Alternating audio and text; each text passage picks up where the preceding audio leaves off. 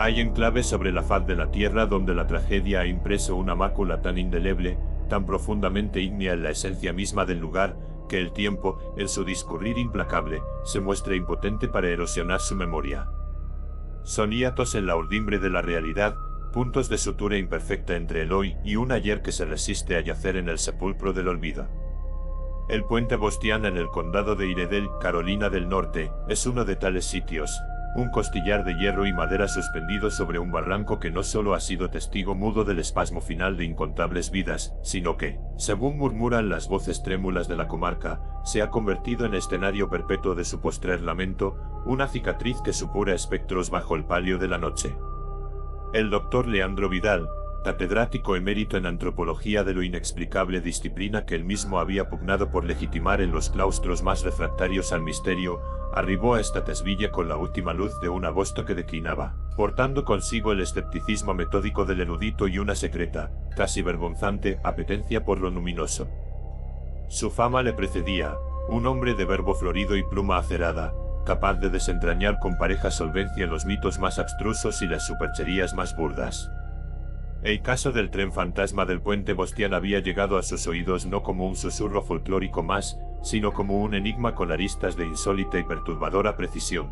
Una fecha fatídica, el 27 de agosto, que parecía convocar al infortunio con la puntualidad de un augurio ineluctable. La crónica del desastre original, acaecido en 1891, era ya de por sí un lienzo de desolación. Un convoy de la Richmond and Danville Railroad, con su resuello de vapor y su estrépito metálico rasgando la quietud estival, se había precipitado al vacío desde la estructura del puente, entonces mayormente de madera. 23 almas truncadas en un instante de hierro retorcido, madera astillada y un coro de alaridos que decían, aún vibraba en el aire en las noches propicias.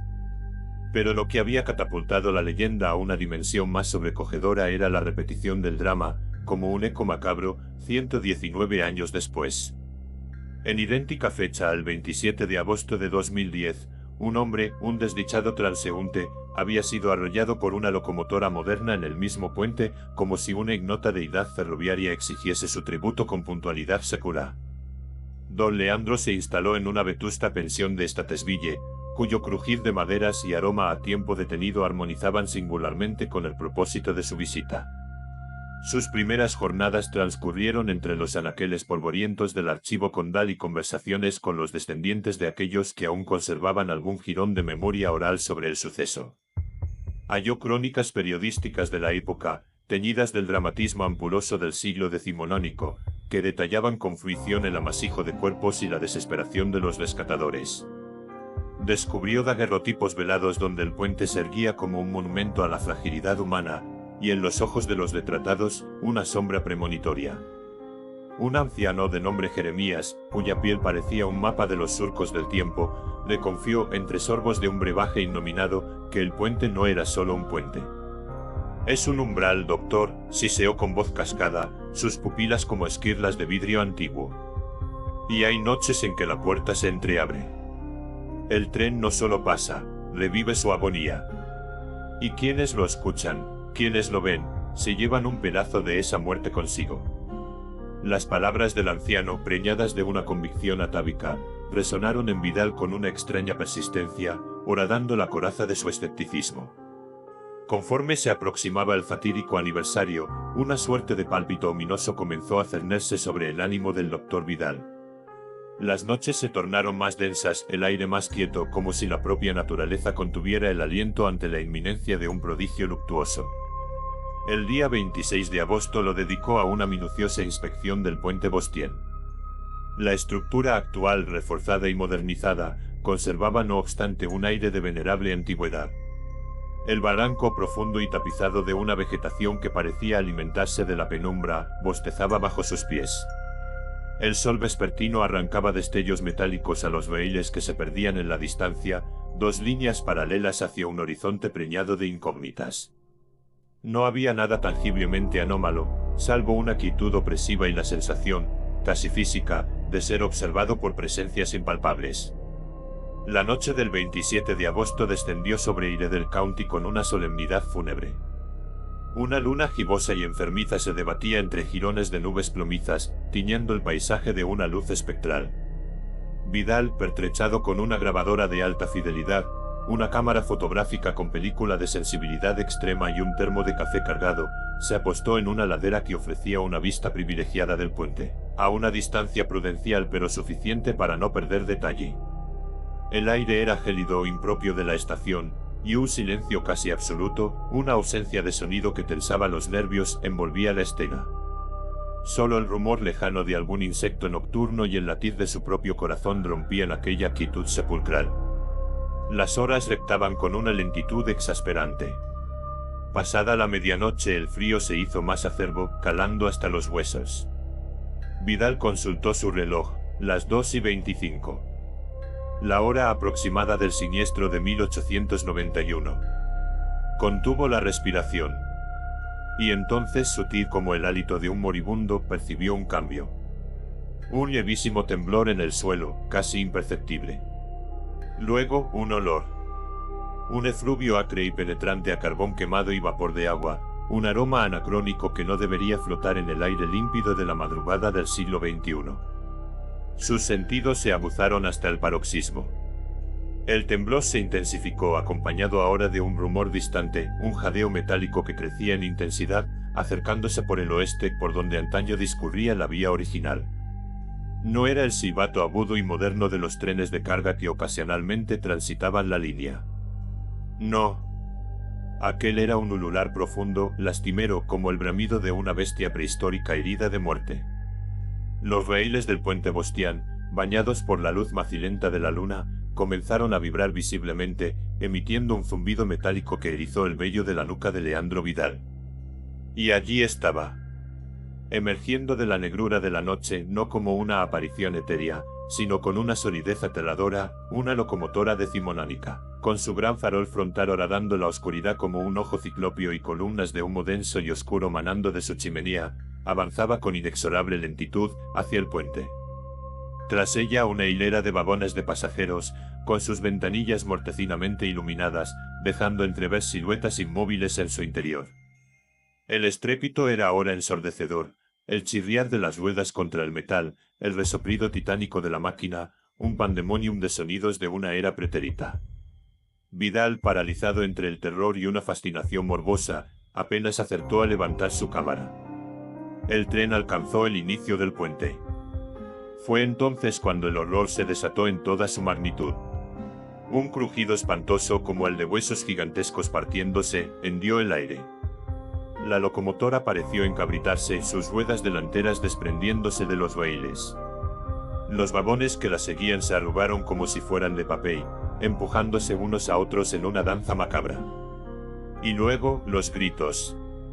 Un coro de alaridos inhumanos, agudos, preñados de un pavor y una agonía que trascendían cualquier descripción, brotó de las entrañas del convoy mientras éste se precipitaba, en una cascada de hierro y madera, hacia el abismo oscuro del barranco. El estruendo del impacto fue una deflagración sonora que sacudió la tierra. Chispas anaranjadas y rojizas brotaron de la masa informe de metal, iluminando fugazmente la escena del desastre. Y los lamentos se hicieron más nítidos, más desgarradores, voces de hombres, mujeres y niños pidiendo auxilio, llorando, gimiendo en una polifonía de sufrimiento que amenazaba con quebrar la cordura del observador. Vidal sintió que sus piernas flaqueaban, una náusea helada ascendiendo por su garganta. No era una visión, era una vivencia. El olor a sangre y a carne quemada, sutil pero inconfundible, se mezcló con el del carbón. Intentó accionar el obturador de su cámara, pero sus dedos, transidos de un frío sobrenatural, no le obedecían. Solo pudo observar con los ojos desorbitados cómo la escena comenzaba a desvanecerse. Los gritos se atenuaron, convirtiéndose en susurros plañideros.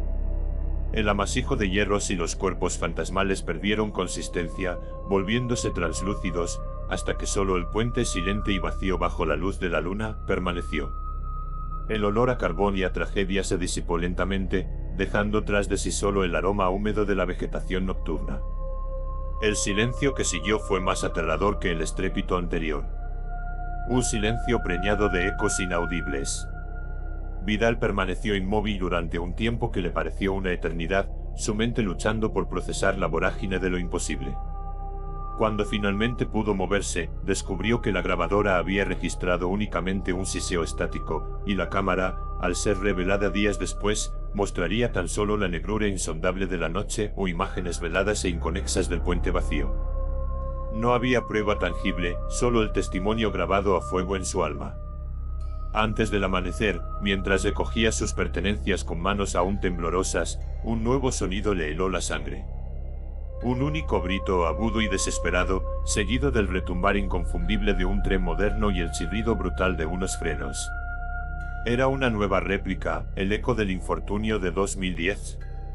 ¿O acaso su mente torturada comenzaba a tejer sus propias quimeras? No se atrevió a investigarlo. Abandonó las cercanías del puente Bostien como alma que lleva el diablo sin mirar atrás. El doctor Leandro Vidal nunca publicó un estudio formal sobre el tren fantasma del puente Bostien. Las pocas notas que redactó sobre aquella noche eran fragmentarias, febriles, más propias de un poseso que de un académico. Se recluyó y quienes le conocieron afirmaban que una sombra permanente se había instalado en su mirada, el reflejo de un horror que había contemplado demasiado de cerca, un horror que le susurraba desde las vías muertas de la memoria. El puente, mientras tanto, sigue allí, aguardando pacientemente el próximo aniversario, el próximo cruce sobrenatural en la fatídica noche de agosto. Nota histórica. El puente Bostien cercano a Statesville en el condado de Iredell, Carolina del Norte, fue el escenario de una de las peores catástrofes ferroviarias del estado. El 27 de agosto de 1891, un tren de pasajeros de la compañía Richmond and Danby Railroad descarriló mientras cruzaba el puente, que en aquel entonces era una estructura de unos 18 metros de altura, 60 pies, sobre el arroyo Teeth Creek. El accidente provocó la caída de la locomotora y varios vagones al barranco, resultando en la muerte de aproximadamente 23 personas y numerosos heridos. La leyenda del tren fantasma que revive el accidente en el aniversario del suceso ha persistido durante más de un siglo, alimentada por supuestos avistamientos y la audición de sonidos inexplicables, como el estrépito del choque y los lamentos de las víctimas. La leyenda cobró una nueva y trágica dimensión el 27 de agosto de 2010, exactamente 119 años después del desastre original, cuando un hombre que se encontraba sobre el puente o en sus inmediaciones fue atropellado y muerto por un tren.